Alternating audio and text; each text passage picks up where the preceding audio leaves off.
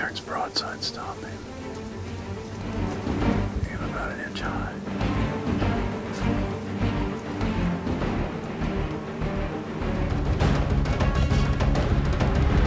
Stopping. Uh-oh, deer blocking.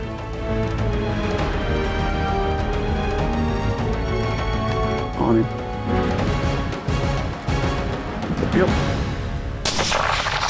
Crank up that heater because things are about to get frosty in this Deer-cember edition of Nomad's cutting room floor. Starting things out, our resident country singing sensation, Gary Levox, is joining up with Mark as the two set out to see if they can pull off a winter wonderland whammy. Then Terry and Taylor get ready to head out amongst the snowy landscape as one of them looks to have the best hit of their entire 2019 season. And last, it looks like Taylor might finally bring an end to the continuing escapades of the now legendary Triangle 10.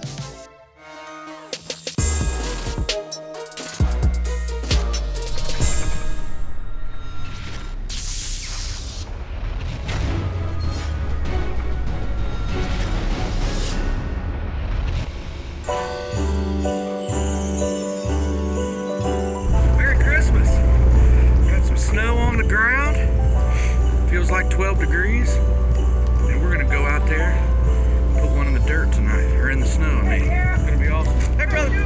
Yeah. Hi, buddy. How you doing, buddy? Good. How you looking good, brother? Looking good. Thank you. Look at him. He's dressed for success. Oh, I know. This is rare for me. This is an open air blind tonight. Oh, is it? This is gonna be tough on Mark, okay? We gotta get this done quick. So we go into the cutting room floor, phase 12, and this one's loaded. It shows you how good this phase can be. It was a known fact that going into fall of 2019, that Dad's #1 target buck was Triangle 10. He's had numerous encounters with him. He's even had him in bow range a couple times. But now Gary's in camp, and the Triangle 10 is at the top of his list. We're all rooting for him. I know they're going to a spot where they've had some tremendous luck in the past, going to be sitting over some standing beans, so we'll see what happens.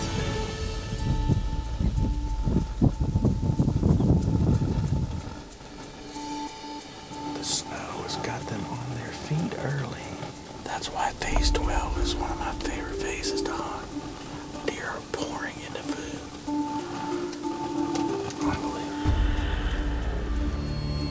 Oh, that's my pretty 3-year-old. Beautiful. Yes, he is.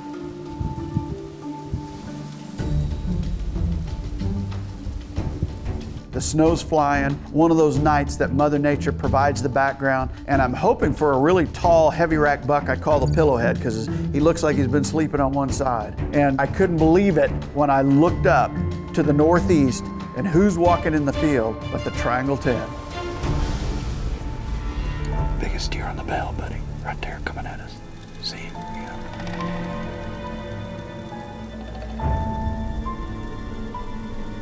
How old is that deer? 7.5. He's a deer I hunted the entire year. He's my #1 target.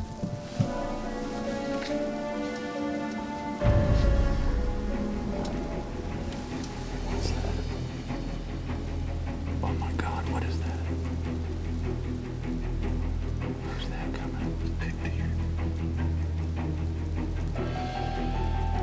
Not only one, but two giants walk into this bean field. I mean, just gorgeous footage. You know you've got an action-packed show when this particular footage doesn't make it. It's just a matter of time, right? Jeez, they're both huge.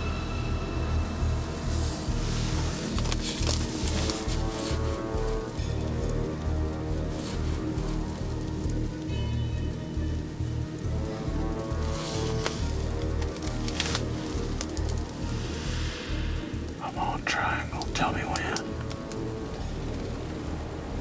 Ready?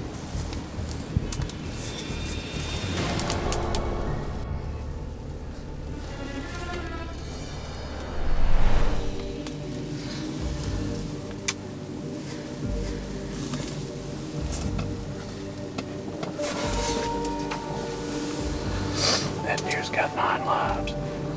That's the 3rd time. That tractor just killed us. Hear the tractor? That didn't just happen, did it? That just happened. I'm gonna throw up. All of a sudden the neighbor starts up or cranks up the tractor, and it takes little or no excuse this time of year. The field clears, lost is the Triangle 10. You can hear Gary's safety click off. I mean, it was literally a second from that deer dying. Dude, we finally got situated. He turned. We had him, he was dead. I just clicked the safety. I know, you clicked the safety and they turned and cleared. Dude, That means that there's got to be something better. there is nothing better.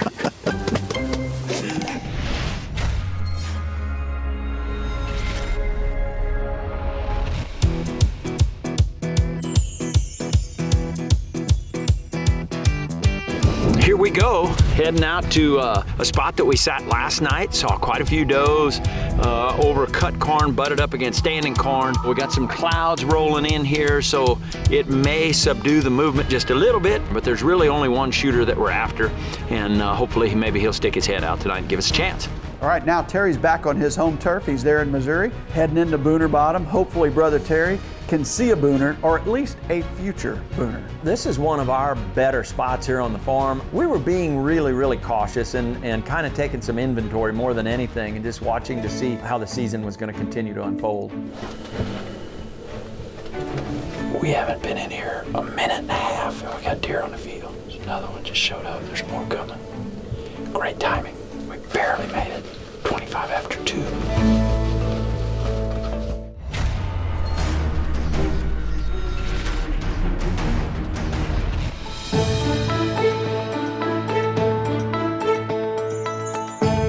It is December the 17th, and Dad and I are headed into a blind that we call Yegi. It's in a muddy, so it'll be nice and comfortable, but we're after a couple specific targets. We got the Winchester 350 Legend ready, and hopefully we can get it done tonight. We'll see.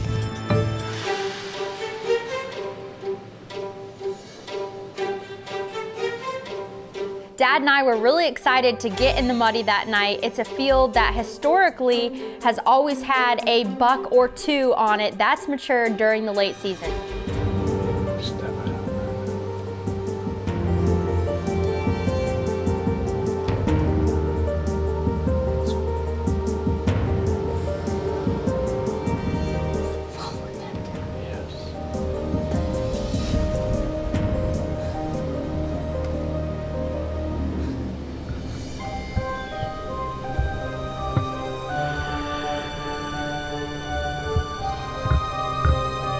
He's gonna be nice in a couple years. We've got a pretty little, decent three-year-old 10-point right here. 20 yards. Good looking buck. He just needs a little age.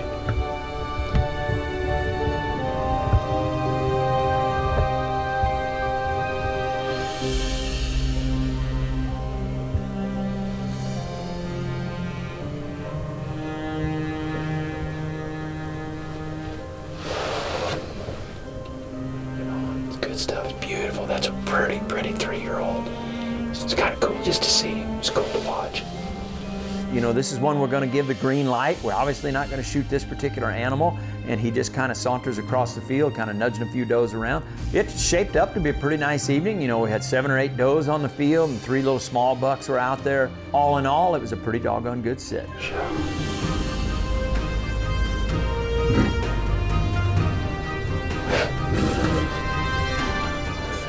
I guess he got a bug in his ear or something, stick in his ear. He's fine.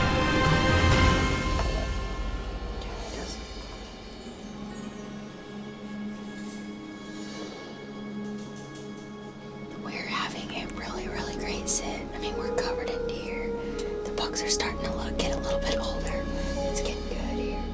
It's one of those hunts where you just sit back and enjoy it. I mean, deer after deer, buck after buck. She had encounters with several 3.5-year-old bucks, a couple 4.5-year-old bucks. You know, when you start seeing that many bucks on their feet and it's during legal shooting hours, you can only hope that your target animal is going to come out as well. It's getting close to last light. We're thinking, hey, you know what? It's time to pack up, but a great hunt.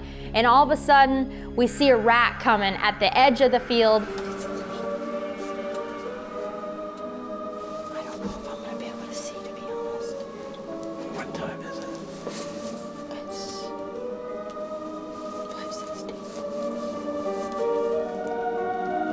just as they were losing light and losing legal shooting hours, their target animal shows up. Not uncommon. You do the right thing. You unload your firearms and say, you know what? Lives to see another day. Man, just getting ready to pack up. It's getting pretty dark, and one of our main bucks just showed up. It's good to see all these deer on their feet, especially him. He's really pretty. He literally just stepped out. So just moving late.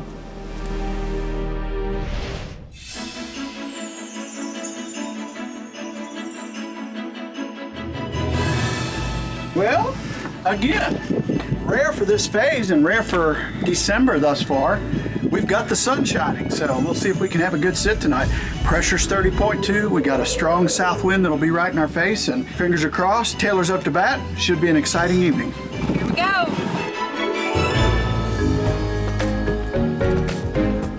Okay, we are settled in. Dad's behind the camera tonight.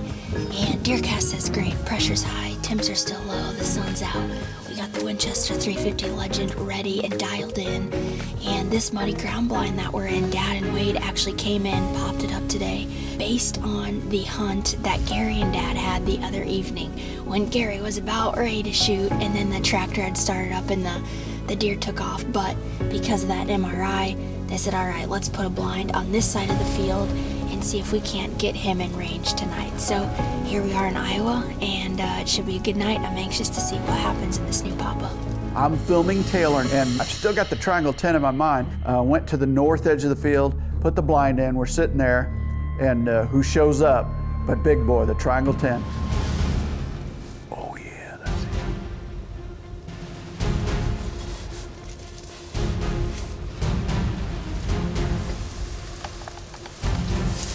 I'd go out to the top.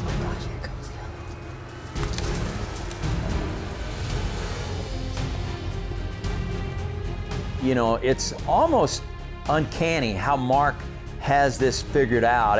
You know, he takes that information, all that data from the Reconyx pictures. He knows the deer, he knows the food plots, he knows where the odds are the highest, and that's really what you're trying to do, is stack the deck and make sure that you capitalize on all those odds. As luck would have it, who shows up at Triangle 10? Fourth time this year, I'm thinking, he is ours.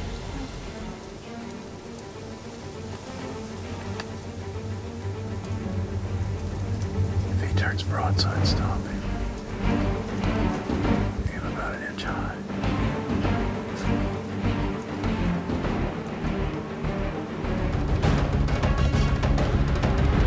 Stop him. Uh-oh, deer blocking.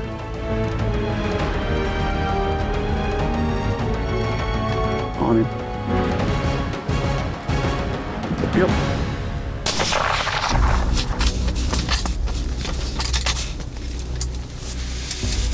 Where'd I hit?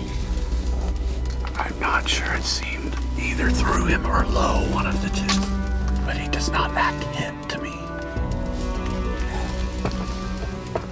Man, I felt dead on. Okay. But you always say that when I... You know, I had to think really long and hard about this because I can't recall the last time that I saw Taylor miss a deer. She is usually money. I hate it for her because it's a big deer.